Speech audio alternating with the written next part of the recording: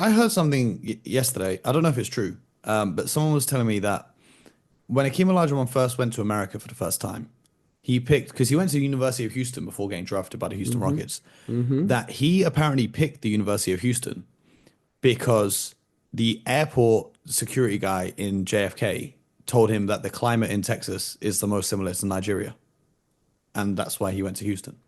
Apparently, which I think is pretty funny. Then Again, just I have no idea. I'm I don't not know if gonna. it's true, but if it is true, there is a airport security guy out there who changed the course of NBA history forever. I'm gonna. That would assume that Akeem was just going to New York, and, and Well, this was he like, must have been going to visit colleges and schools, and oh, okay, yeah. I don't know, but what I do know, I think the coach at the time, the late Guy Lewis, was at the University of Houston at the time. But Akeem Olajuwon, to me, is what you said could be. You send it to the best of the best. Now, that to me was a significant moment because I lived kind of through that era. I kind of followed Akeem Olajuwon because of his impact, not only at the professional level, but he created an entire movement, the Phi Slamma Jamma, down there at the University of Houston. And he was very impactful as a collegiate player, along with Clyde Drexler, what he was able to do. And then he went on to ascend to a Hall of Fame level career, NBA champion, so forth and so on. Now, that to me was the impact because regardless of where you're from in the world, you saw that a international player came to America and the NBA, which is recognized as the best league in the world, not one of the best, came here and he was recognized as the best. And he had a year that MVP season. I happened to be playing in the NBA at that time. And when I tell you he was that good, Mo, he was that good. Okay. He's as good as I've seen. When people say, who's the best player you've seen? Well, I can say this undeniably that Akeem Olajuwon that year was one of the greatest players I've seen. He was that good that year. Just he was incredible.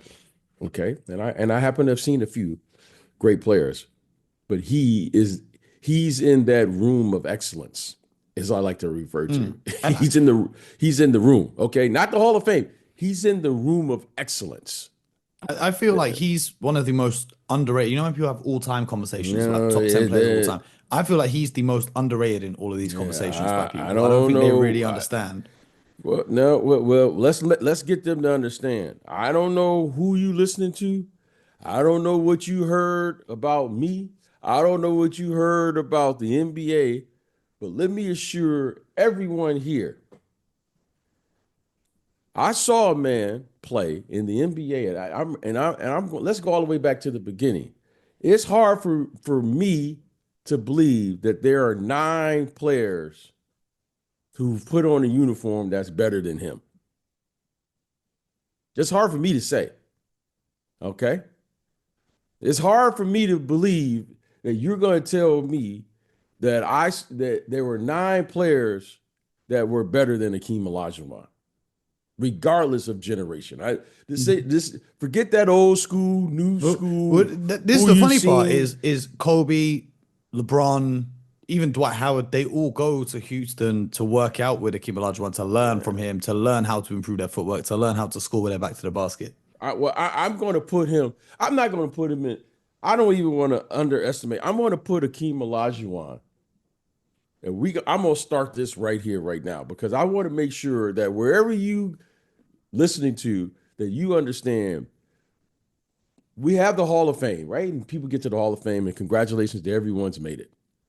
But there is a room that is recognized by the basketball community that I'm going to give it a name. It's called the Room of Excellence. For one season, I've seen what excellence looks like. Sometime I would happen to be on the team. Sometime you happen to play against those players. Hakeem Olajuwon, I think it was 94, I believe, Mm-hmm. one of those years. 94, he If won there, MVP. 94 and if 95, there back-to-back is a, titles. if there, not if, because Mo and I are going to create it. There is a room of excellence that has to be the only way you can get in. It has to be unanimous. It can't be well, maybe. No, there's a room of excellence. Mm-hmm. Okay, Mm-hmm.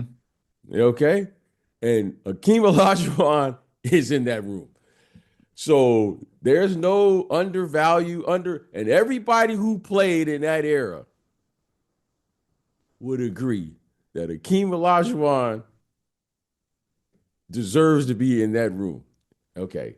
He was, when I tell you, sensational in every phase of the game, defending, scoring, passing, moves, whatever you want to call it. If you call it in the game of basketball, There ain't no flaw in his game. There's no, nothing that no one can show me that he's he in had a the weakness. room. No weakness.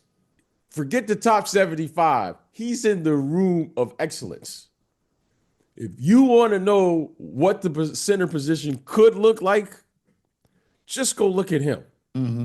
He will give you a version of what it could look like, provided you have the ability to do this. I don't want to hear about someone said they taught him how to do that. No one taught anybody how to do the dream shake.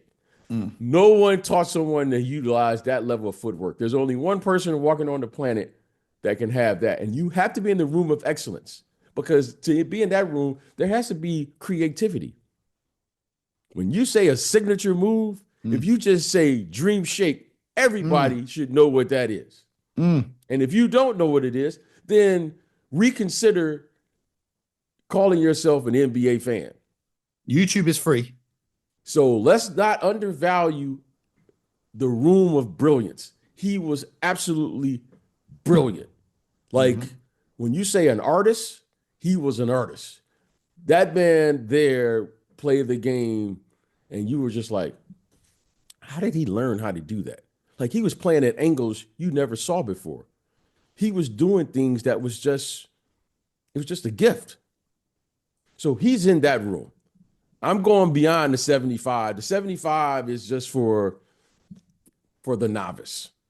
We're going to the room of brilliance where you have to have qualifications to make this room. And not just my opinion or Mo's opinion. We have to go to the council to say, is he even considered? And the council, you and I know who the council is, Mo.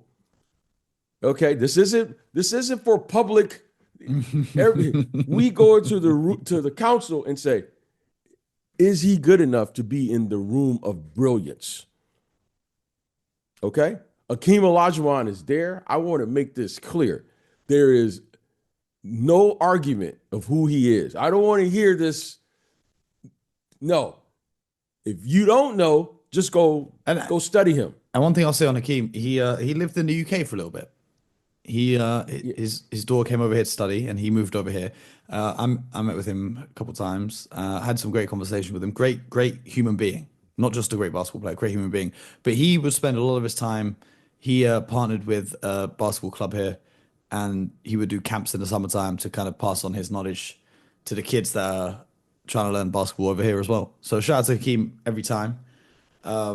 The Room of Excellence. A few people have asked me actually after we mentioned that on a previous. the room of excellence, and then there's another room behind that called the room of brilliance. Okay, The room of brilliance, which there is a council coming like that lives in The that Jedi lives, Council. yes, that lives in the shadows. They Yeah, do not acknowledge. They did not acknowledge what is popular. and I'm gonna tell you this: if you flop, you will never make it into this room. Mo, we cannot disclose what are the requirements.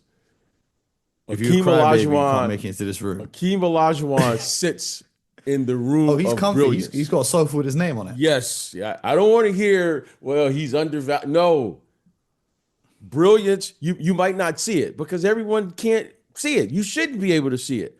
But we want to make sure that we are letting you know he was brilliant. He wasn't just an NBA All-Star. That didn't give him his proper recognition as a player. This man was that good.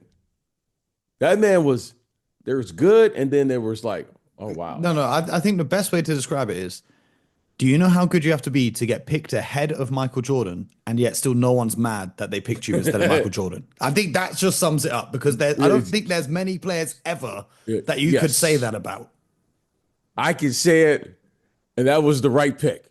Okay, Facts, that was the right facts, pick. facts, Okay, facts. You know, Hakeem Olajuwon. there was a potential trade at the time that would have, if it had gone through, would have ended the Houston Rockets with Hakeem, Michael, and Clyde Drexler all on the team at the same time. I don't know about that trade, what have you, but you just got me fired up when you talk about that because there aren't many players you can talk about that Well, sits there like that. the offer from the Portland Trailblazers was for Ralph Sampson Oh man, and Clyde Drexler. They were willing to swap those and have some other picks involved.